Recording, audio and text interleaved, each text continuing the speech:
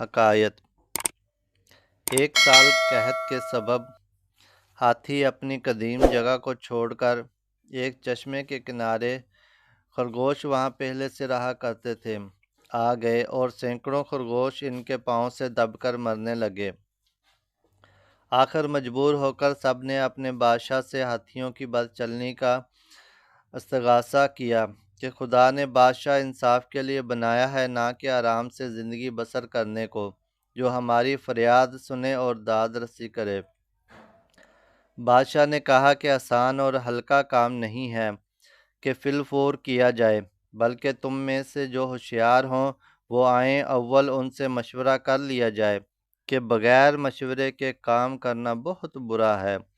ان میں سے ایک خرگوش نہایت عقل مند، جس کا نام بہروز تھا، یہ حال سن کر بادشاہ کے پاس آیا اور کہا، اگر حضور منظور فرمائیں تو یہ فدوی بطور وکالت ہاتھیوں کے پاس جائے اور ایک امین میرے ہمراہ کیا جائے کہ جو سنے دیکھے وہ حضور کو آ کر بیان کرے۔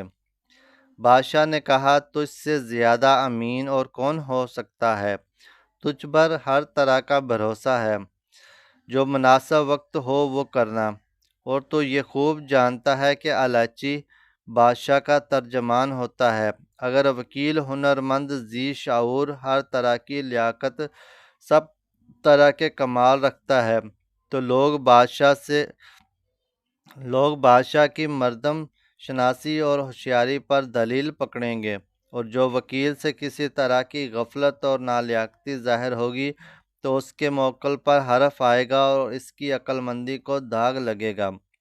حکیموں نے کہا ہے کہ وکیل سب لوگوں سے زیادہ عقل مند، ہوشیار، خوش تقریر اور نیک چلن ہو۔ اس واسطے بادشاہوں نے حکیموں کو وکیل مقرر کیا ہے، اور سکندر بادشاہ خود الاچی بن کر جایا کرتا تھا۔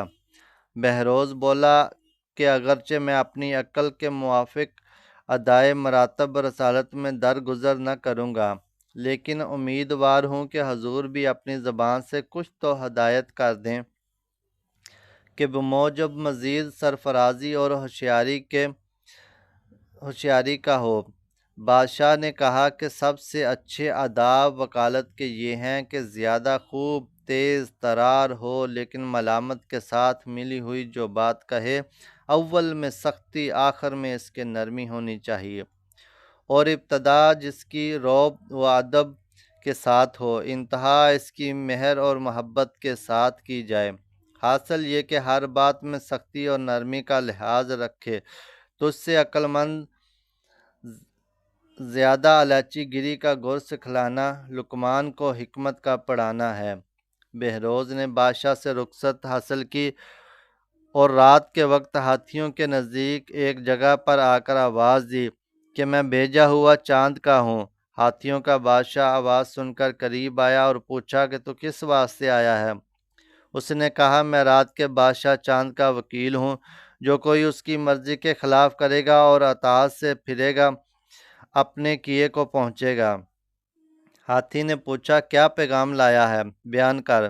اس نے کہا، ہمارے بادشاہ نے فرمایا ہے، جو اپنے زور اور جسم کے گھمنڈ پر پھولے گا اور مسکین اور غریبوں کو ستائے گا، وہ خرابی میں پڑے گا۔ تجھے اپنے ڈھیل ڈول اور بڑے جثے کا اس قدر غرور ہے کہ چھوٹے چھوٹے جانوروں کو کچھ خیال میں نہیں لاتا، اور یہاں تک کہ تو مغرور ہوا کہ خاص ہمارے چشمے کا ارادہ کیا اور اپنا لشکر یہاں لا کر اتارا۔ تو یہ نہیں جانتا کہ جو یہاں آیا پھر اس کا زندہ واپس جانا مشکل ہے، لیکن میں نے درگزر کی اس واسطے کہ تجھ سے دانستہ حرکت ہوئی۔ اگر تجھے کچھ شک ہو تو میں اس چشمے میں موجود ہوں، آ کر دیکھ۔ ہاتھی یہ گفتگو سن کر چشمے پر گیا اور وہاں چاند نظر آیا۔ اس نے وکیل کے پیغام کو سچ جانا۔ بہروز نے کہا، اے شاہ فیلان، تھوڑا سا پانی پی اس میں سے اور منہ دھو کر سجدہ کر، چاند تجھ پر مہربان ہے۔ ہاتھی کی سونڈ پانی میں ڈالنے سے اس کو جنبش ہوئی۔ ہاتھی کو معلوم ہوا کہ چاند ہلتا ہے۔ کہا اے بہروز، شاید چاند خفا ہو گیا ہے جو غصے سے کانپتا ہے۔ بہروز نے کہا ہاں، جا سجدہ کر کہ طبیعت اس کی سنبھل جائے، اور پھر ایسی حرکت نہ کرنا۔ ہاتھی نے یہ بات قبول کر کے سجدہ کیا اور وہاں سے مع ہاتھیوں کے چل دیا۔ یہ مثل اس واسطے بیان کی کہ کسی عقل مند کو تجویز کرو جو کہ تمہارے برے وقت میں کام آئے، سوائے اس عیبوں کے الو فریبی اور بے وفا ہے، اور بادشاہوں میں یہ دونوں عیب سخت گنے جاتے ہیں۔ بادشاہوں کو چاہیے کہ وفادار ہوں اور جفاکار و مکار نہ ہوں۔